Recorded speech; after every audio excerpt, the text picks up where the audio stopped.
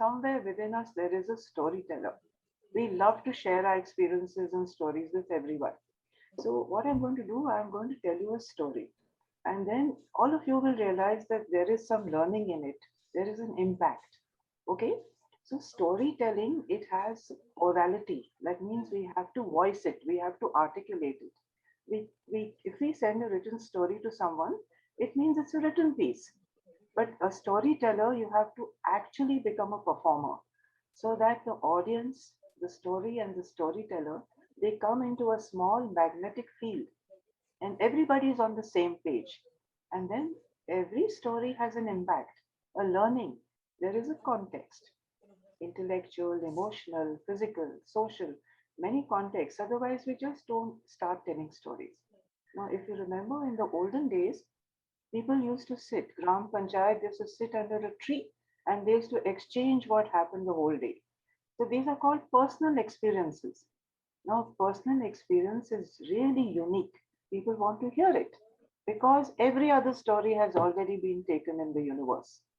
So let's get on with the story. Now, are you ready to listen to a story? Yes, yes. Yes, Yes. yes. I'm so happy to hear that. So, since this is an interactive session, you are allowed to ask, you, meaning we are all one homogeneous unit, you're allowed to ask questions, you're allowed to participate, add your own perspectives. You're most welcome to do that. Okay, so let's get started. All right. So, somewhere in 1866, in England, there was an author called H.G. Wells. And this man, he wrote books on science fiction. He wrote The War of the Worlds, and then he wrote The Time Machine, and in this century, they have come true. So he also wrote another science fiction book called The Invisible Man. And an excerpt from that has been taken, and that is called Footprints Without Feet. So, in England, somewhere in the late 1800s, there lived a scientist. His name was Griffin. Now, he was a very bad man. He was of a criminal bent of mind, but brilliant. So, he discovered a potion, and if a person drinks it, that person will become invisible. So, one day, what happened was he was unable to pay his rent. So, his landlord told him, that look, if you don't pay your rent, I'm going to ask you to leave and send you a notice. So he was livid with rage. He was so angry that he set fire to his landlord's house.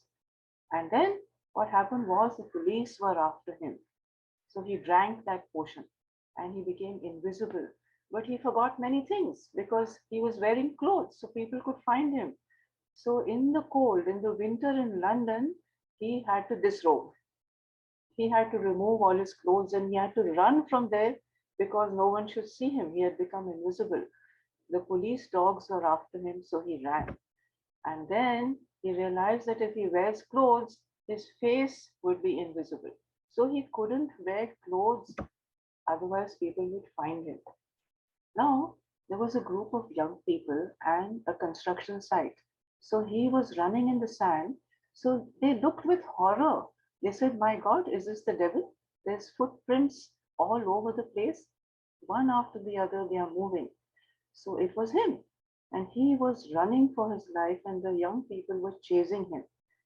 Then he went inside a departmental store in London, and it was warm inside. He kept quiet till all the staff went home. The shop was locked. He ate food in the food court. He slept on the mattresses. He stole some clothes and wore them. And in the morning, when the staff came back, they found him. And then again he ran. And while running, it was very sad. It was winter, but he had to again disrobe. And he ran for his life. He went to a drama company. He stole some clothes and he took a train to a place called Newcastle. And over there, excuse me, please, he went to an inn. Now, the innkeeper's wife, she asked him, that why does your face look so strange? So he said, I had an accident, but I'm a scientist. I want to be left alone to do my studies. So she gives him the room. Slowly, he realized he had no money. Now, the clergymen of any church, they have a lot of money because of the donations they get. So in the night, of course, he had to disrobe. He went into the clergyman's house. He went into his study, opened the drawer, and stole the money. So the clergyman and his wife, they came running down and they said, "Surrender in the name of the Lord." And is there the devil there? And they looked everywhere, but there was no one and the money was gone. A police report was made, and in the small town, they realized that there is a thief. So when he went, he should have waited, but he immediately gave the money to the landlady. And then he went to his room, but he forgot to lock the door. And as he was removing his bandages, the landlady saw him and she was frightened to death. She started screaming, the devil has entered my home. And then the police were called. So a constable came there. Now it's a criminal offense to hit a policeman, even in our country.